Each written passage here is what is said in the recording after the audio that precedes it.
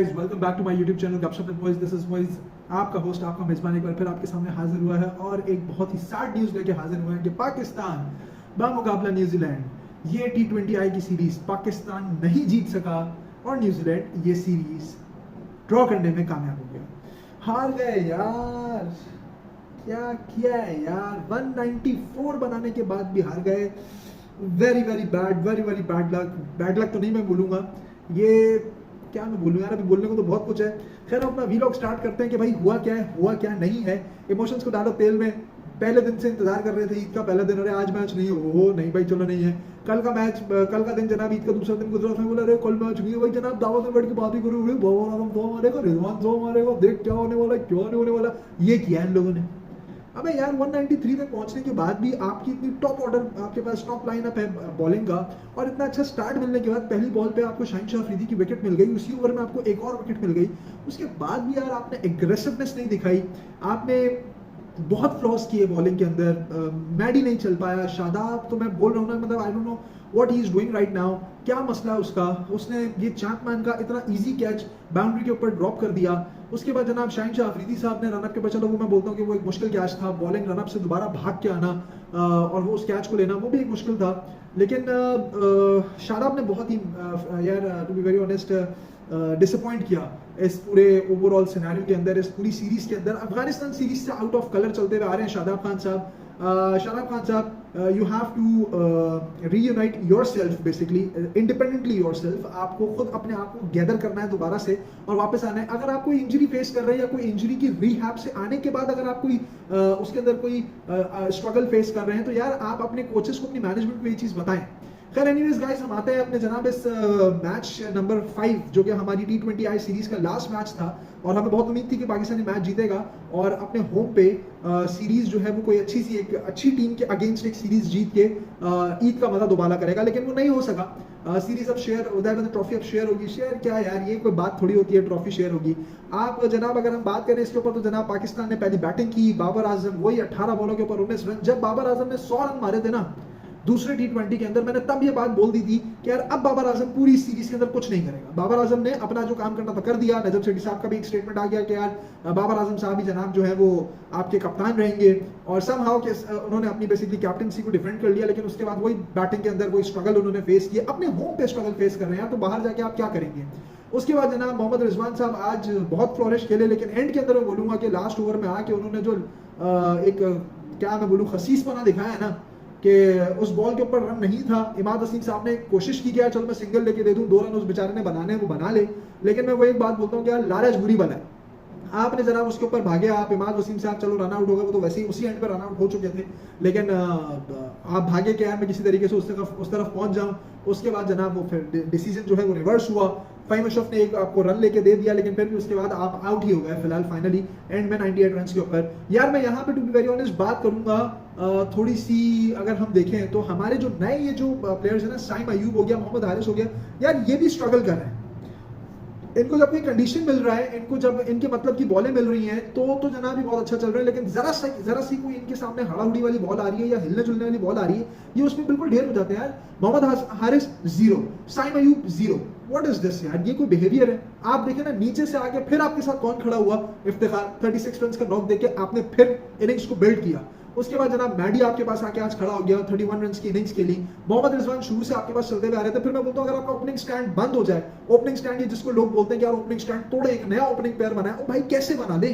आप मुझे बताएं ना, आपके ओपन में से कोई एक बैट्समैन चलता है तो आप जनाब इतना स्कोर करने के काबिल होते हैं और मैच में जीतने की उम्मीद आती है। अगर ये दोनों बैट्समैन इस तरीके से आउट हो जाए या ये पेयर हम तोड़ दें, इसको शफल अप कर दें, तो भाई कौन खेलेगा, कौन खेलेगा। कोई नहीं है आपके पास खेलने के लिए। आप सिर्फ और सिर्फ टू बी वेरी ऑनेस्ट, आप अपनी कुछ प्लेयर्स की विल पावर के ऊपर ये टीम चल रही है, एनर्जी के ऊपर ये टीम चल रही है, लेकिन मुझे स्टिल स्किल्स के ऊपर ना बहुत सारी चीज़ों के अंदर मसला है। मैं फिर चीफ सेलेक्टर्स जो हमारे हैं पीसीबी की मैनेजमेंट है, हमारी टीम की जो मैनेजमेंट है, मैं बोलूँगा यार एक दफ़ा फिर से रिकन्सिडर करें Asia cup and world cup के स्क्वाड को, और आगे आने वाली जो आपकी बेसिकली ODI की जो अफगानिस्तान के अगेंस्ट सीरीज है उसके लिए भी अगर आप रिकन्सिडर कर लें प्लेयर्स को।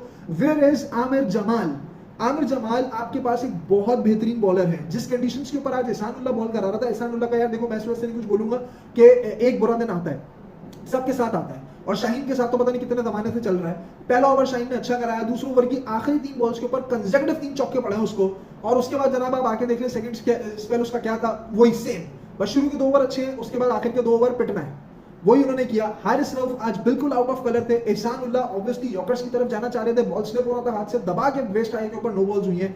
कोई ना मैसेज ना कुछ कि भाई आप रोक ले उनको। आप जब देख रहे हैं कि मैडी के ऊपर फंस रहे थे, शादाब के ऊपर तो चलो उन्होंने चार्ज लगाया हुआ था, जब मैडी के ऊपर फंस रहे थे तो आप हारिस रऊफ का या आप एहसान उल्लाह का एक ओवर निकाल के इफ्तिमिया को दे देते। यार आप बहुत सारी चेंजेस कर सकते थे। This is the only reason कि बाबर की कैप्टनसी के पीछे ना लोग पड़ जाते हैं।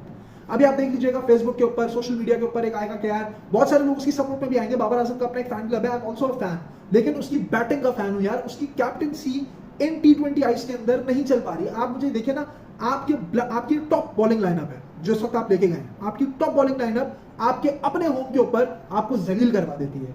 आप देखिए ना, आप ऑस्ट्रेलिया की टीम आई आपके होम पे, सीरीज जीत के गई, आपको चमाट मार के गई। इंग्लैंड की टीम आई, टेस्ट आपसे जनाब बेहतरीन तरीके से आपने उसके अंदर, मैं अभी बोलना नहीं चाहता कि आपने क्या किया, टेस्ट सीरीज आप जलील हुए, उसके बाद आप T20 जलील हुए, उसके बाद न्यूजीलैंड अपनी पहली लेग में जब आई थी उसमें आप जलील हुए। अभी आप जनाब, ये बी टीम है, ये बी टीम है, अभी इनके बहुत सारे मेन प्लेयर्स जो है वो IPL में है, और केन विलियमसन जो है वो इंजरी की वजह से कुछ भी नहीं खेल पा रहे हैं। तो यार ये टीम आपको मतलब सीरीज ड्रॉ करके आपके हाथ से लेके चली गई।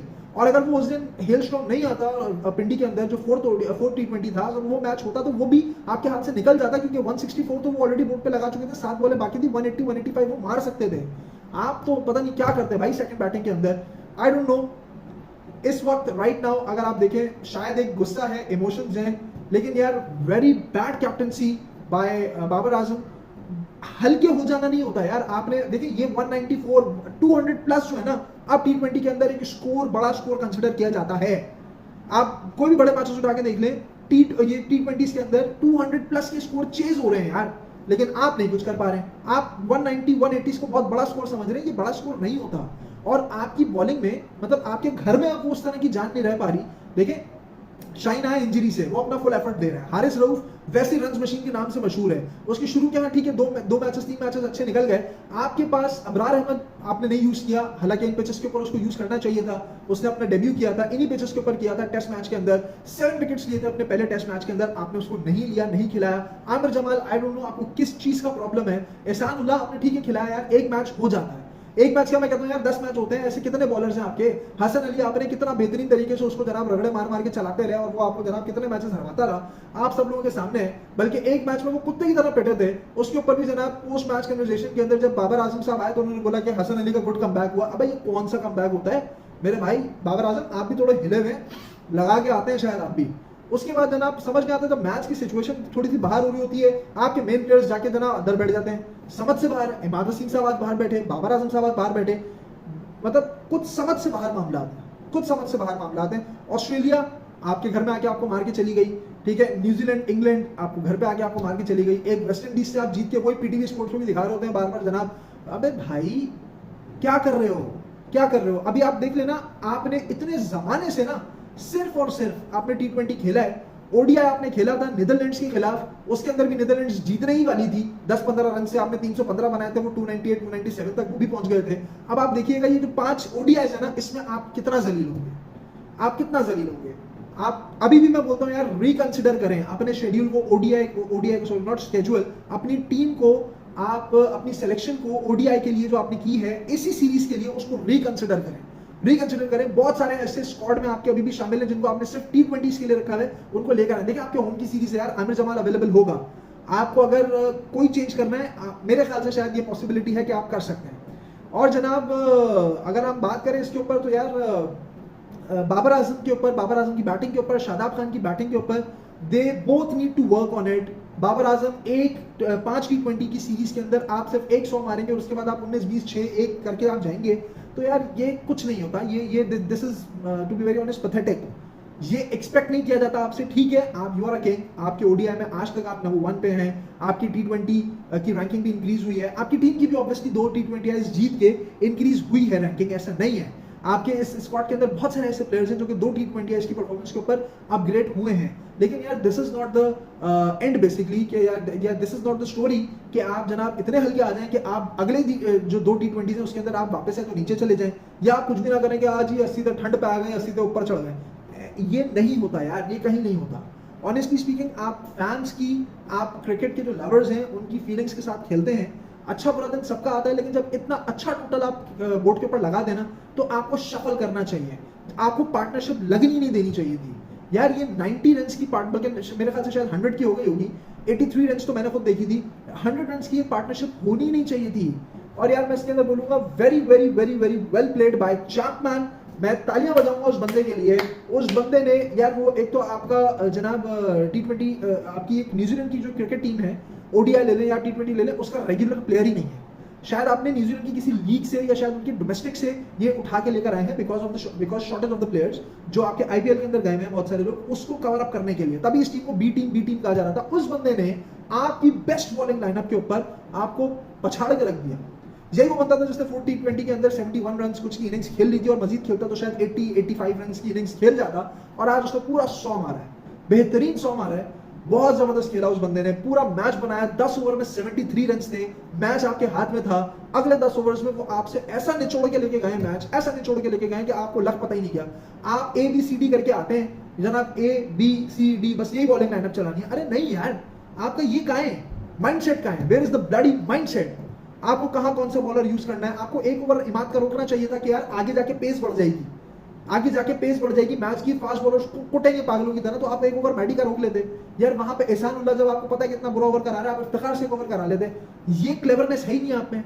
आप देखें तो सही कि 50-60 रन रहेगा, 50-60 रन 5 ओवर के अंदर यूं बनते हैं T20 के अंदर यार, लेकिन आपको समझ ही नहीं आ रहा है कुछ। आप T20 को पता नहीं किस तरीके से लेके चल रहे हैं, अल्लाह तवक्कल चल रहे हैं आप लोग, सिर्फ अल्लाह तवक्कल। एनीवेज गाइस, थोड़ा सा एग्रेशन है, बनता है यार, मेरे ख्याल से बनता है। ये आपके घर की सीरीज आप अपने नाम कर सकते थे जो अब शेयर होगी, ये ट्रॉफी अब शेयर हो।